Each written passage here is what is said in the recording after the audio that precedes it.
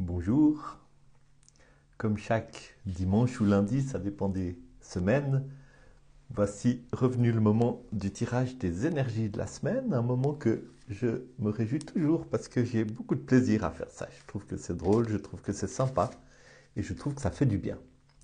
Alors, les énergies de la semaine, juste un mot d'explication que je fais chaque fois, mais c'est important de le rappeler. Je vais faire un tirage général, c'est-à-dire que je vais tirer trois cartes qui vont vous parler de bonjour, content de vous voir, sympa d'entendre de lire vos petits messages. Donc je disais, les énergies de la semaine, c'est un tirage général. Donc il va vous rester un petit travail à faire pour vous-même, c'est de voir comment ces énergies générales, donc qui vont concerner chacune et chacun, comment ces énergies générales vont vous affecter vous-même par rapport à votre situation particulière et peut-être aussi par rapport à vos questions, vos besoins, vos demandes particulières. Donc là, je mélange bien mon jeu pour le resetter après les derniers tirages que j'ai faits. Et puis, pendant que je mélange, vous pouvez aussi simplement fermer les yeux, vous concentrer sur votre respiration et puis vous mettre aussi en état de disponibilité. Et puis ce moment être vraiment utile à chacune et chacun pour nous aider à mieux mener notre barque. Puisse ce moment tendre un miroir à chacune et chacun qui vous aide à voir plus clair en vous-même, de manière à prendre de meilleures décisions. Et puis puisse ce moment être aussi placé sous l'autorité du grand mystère, de l'amour universel, face à toute énergie de nihilisme, de découragement, de désespoir, de négativité d'une manière ou d'une autre. Voilà, le mélange est fini. Je vais couper mon jeu. Et la première carte que je tire, bienvenue à toutes celles et ceux qui sont en train de nous rejoindre. Plaisir de vous voir parmi nous. La première carte que je vais tirer va vous parler de l'énergie ou des énergies principales qui sont à l'œuvre en ce moment. Et c'est le battleur. Le battleur, c'est une carte de commencement, c'est une carte d'invitation. C'est un arcane majeur, ce qui veut dire qu'il y a quelque chose de fort dans cette énergie. Il y a quelque chose de l'ordre d'un appel, d'un changement profond dans la vie ou d'un appel qui retentit pour des décisions importantes qui auront de l'impact pour l'avenir d'une manière assez forte. Donc c'est pas une carte qui se limite vraiment à un petit moment, une décision simple, de peu d'impact, de peu d'implication. Le battleur, c'est l'archétype de l'enfant, c'est l'archétype du début, c'est l'archétype de je me mets en route sur le chemin et il y a une invitation, il y a une invitation à s'aligner. Vous connaissez ce principe ésotérique des occultistes qui dit as above, so below. Ce qui est en haut est pareil à ce qui est en bas. Et dans cette carte, il y a une invitation à aligner ce que vous vivez sur Terre avec ce qui est en haut. Et certainement à aligner ce que vous vivez, ce que vous exprimez, ce que vous accomplissez avec ce qui est au plus profond de vous. Tout est sur la table, toutes les possibilités, tous les talents sont entre vos mains, mais il y a besoin de se rendre compte, ok, qu'est-ce qui est ce que les hindous appellent mon dharma? Qu'est-ce qui est mon appel? Qu'est-ce qui est ma vocation? Qu'est-ce qui correspond vraiment à qui je suis? Et comment puis-je me mettre en route pour me rapprocher de cela, pour m'aligner avec cela d'une manière très précise? Et je pense que dans le temps où nous sommes, il y a un appel à ça. Et c'est intéressant parce que c'est aussi l'équinoxe. Mon épouse fait cet après-midi un rituel pour l'équinoxe avec un cercle de femmes. Et il y a toute une dimension dans l'équinoxe aussi de mise en équilibre. Et c'est pas loin de ça, parce que dans cet alignement, il y a aussi une mise en équilibre entre vraiment Ouais, de manière à adopter un mode de vie ou à choisir des activités ou à prendre des décisions qui vous conduisent vraiment dans cette dimension d'alignement. Bon, voilà, je crois que c'est ça que je vais dire principalement pour cette carte. En tout cas, ça parle d'une invitation et peut-être d'un nouveau départ ou peut-être de décisions qui vont créer quelque chose de nouveau pour vous. Le battleur, c'est joli comme jeu de mots. Je vais tirer la deuxième carte qui est la carte qui vient immédiatement en dessous et qui parle des énergies sous-jacentes à cette énergie principale.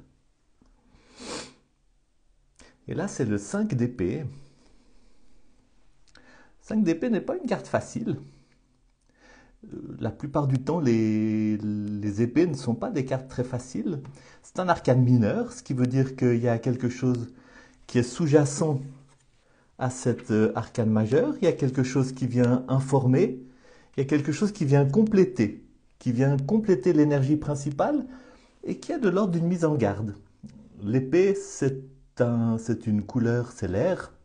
C'est la couleur qui peut faire référence à l'agitation mentale, au tourment, au fait d'être inquiet, au fait d'être préoccupé ou obsédé à certains moments. Et puis le 5, c'est un chiffre de mise en déséquilibre. Il y avait l'équilibre du 4 qui est mis en déséquilibre par le 5 et cette mise en déséquilibre parle d'un défi et sans doute plutôt d'un défi extérieur. Alors, je vais regarder mon petit carnet très précieux où je prends des notes sur mes lectures et sur les choses que je trouve et qui me parlent sur tel ou tel arcane.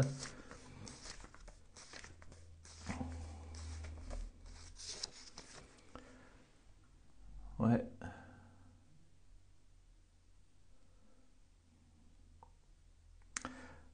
Ouais, le 5 d'épée, effectivement, ça souligne cette notion de défi.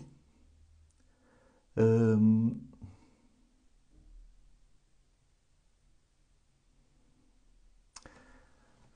je pense que c'est une carte dont le message principal est de dire que cet appel-là ne se passe pas en eau paisible.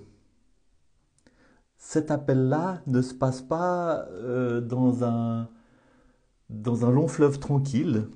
Et cette carte est un appel à vous centrer et à méditer pour vous connecter avec votre sagesse intérieure, pour vous connecter avec votre intuition, de manière à être capable de naviguer dans ces eaux qui vont être agitées.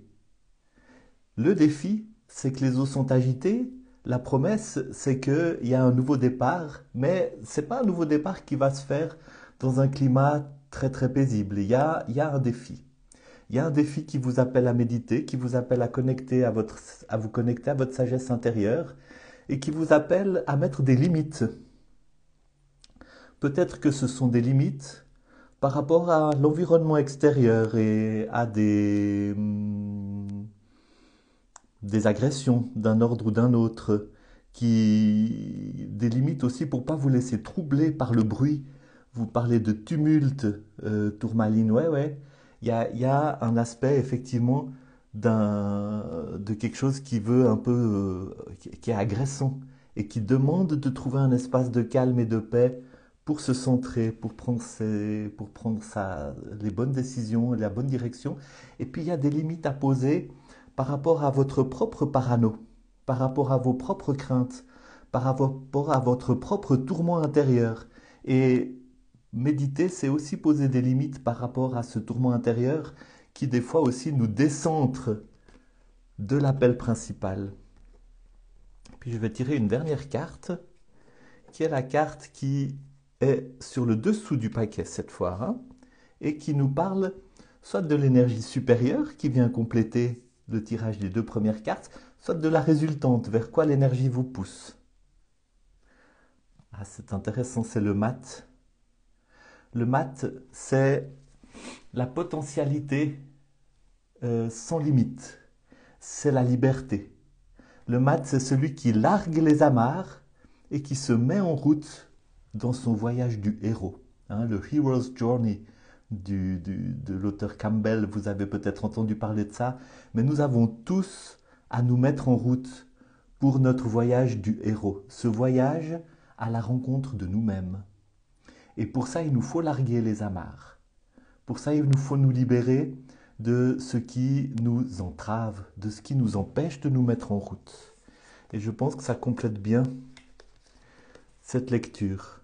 Il y a un appel à vous centrer, il y a un appel peut-être à revenir à votre appel de base. Il y a un appel à laisser les choses qui en vous sont connectées à votre plus haute identité, votre appel le plus élevé. Il y a un appel à revenir à cela et à laisser ces choses s'exprimer, à se mettre en route, à prendre des décisions qui vont dans le sens de manifester tout cela sur Terre et de vous mettre en route. Il y a un appel à faire face aux difficultés que ça représente et peut-être aussi à affronter votre propre critique intérieure, votre propre parano et vos propres craintes qui sont suscitées par certaines agressions, certains tumultes, certaines difficultés autour de vous dans votre vie. Et la promesse, c'est que cela vous amène dans une posture de grande liberté. Et cette posture, c'est la mise en route. C'est le début d'un voyage à la rencontre de vous-même.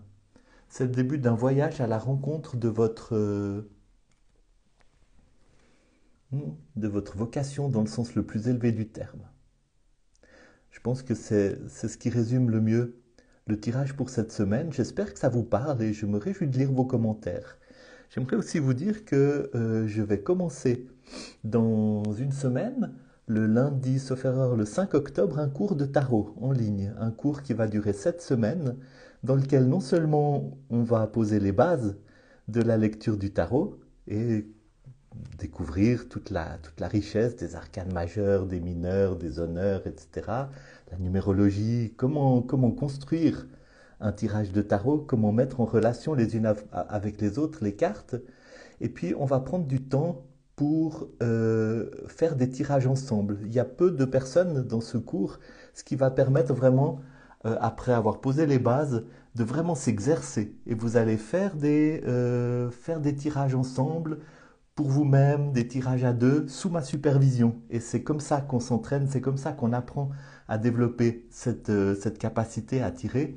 Et en faisant cela, ce qui s'entame, et c'est la beauté du tarot, c'est un dialogue avec l'univers. Et c'est un dialogue avec vous-même. Donc si vous êtes intéressé à en savoir plus sur ce cours que je vais organiser, vous pouvez m'écrire à mon adresse email marc-henri-sando@icloud.com. Vous pouvez aller regarder mon site www.arcane5.com, ARCANE, le chiffre 5.com. Et puis, laissez-moi vos commentaires, je serai toujours très très heureux de vous lire, de vous écouter. Et merci pour vos commentaires, merci pour vos remerciements, c'est vraiment sympa et agréable. Et j'ai eu beaucoup de plaisir à faire cette lecture pour vous et avec vous. À bientôt.